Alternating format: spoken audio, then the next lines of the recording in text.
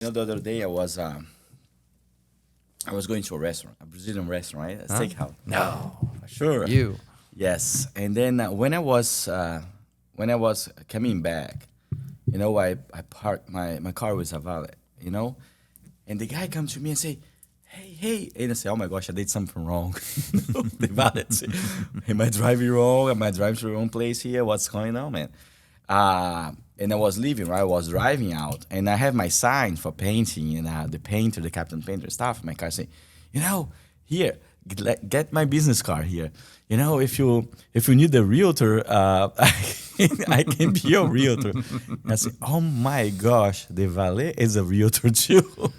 And something that I see right now, and I was talking to some realtors, and right now I want to let you know one of my business decisions is to go after the real estate agents and to hire them to be my salespeople because I know that they are pretty good salespeople. They have a good pretty good education in sales. Because I'm seeing a very hard moment right now, and people like right market is not as it was like a couple of years ago, or even 1 year ago. Sure. Market is changing, and I Yeah. think. We're gonna have some realtors wash out of the business, right? So I don't know. Yeah. What do you feel about that? Yeah, What do no, you feel people are getting a little bit stressed and absolutely. disappointed and It's a feast bit or scared? it's feast or famine, right? So you look back before COVID happened, maybe about 2.5 years ago. We had a very stable market. But it was on the rise. I mean, we had great interest rates, good healthy supply of inventory in the market, and people's incomes were doing well, and the national average was going up, right? So a lot of people had a lot of good things happening for them. It was a good market. We had seasonality in our sales, so summers were a little sleepier here than the falls and springtime. Usually after the holidays or boat show, you get these big couple months of sales, and then things kind of die off for a little bit when people kind of go away for vacations in the summer, and then picks back up again after the fall. That's been the same thing year after year after year. And they'd have a healthy some amount of agents that would kind of come in, and some that would exit as well too. Challenges is when you have something like COVID, where at first you thought everything was going to shut down, and it exploded the real estate industry. Everybody decided that they had their sights set on Florida, and so like gangbusters, almost within 6 months, sales were just skyrocketing, lines of people out the door. So obviously, from the current realtors that were in the market, they were loving it, right? Buyers and sellers were fighting left and right. They were in controls of the keys. It was a great time to be a real estate agent. But guess what?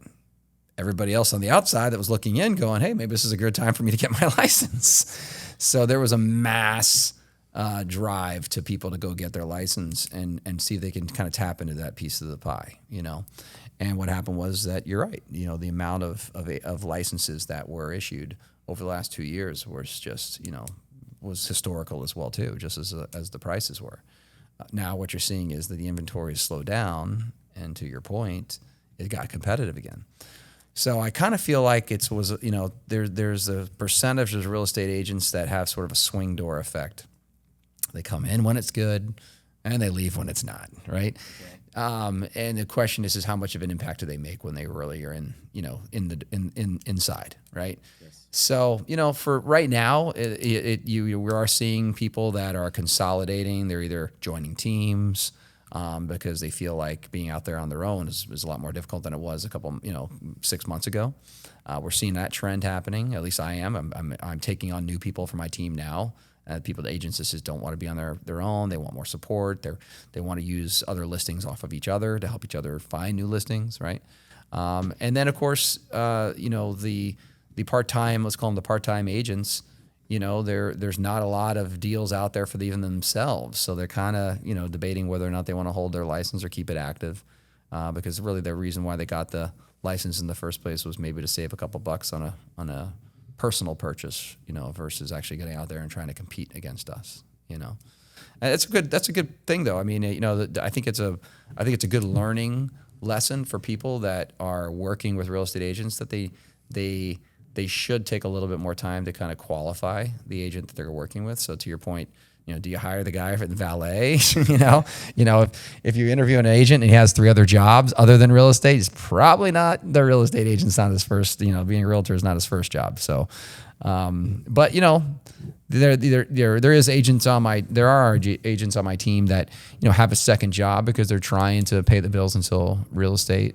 can pay it for them, because at the end of the day, it's tough. It's tough to go from, maybe making a salary or an hourly wage to just nothing.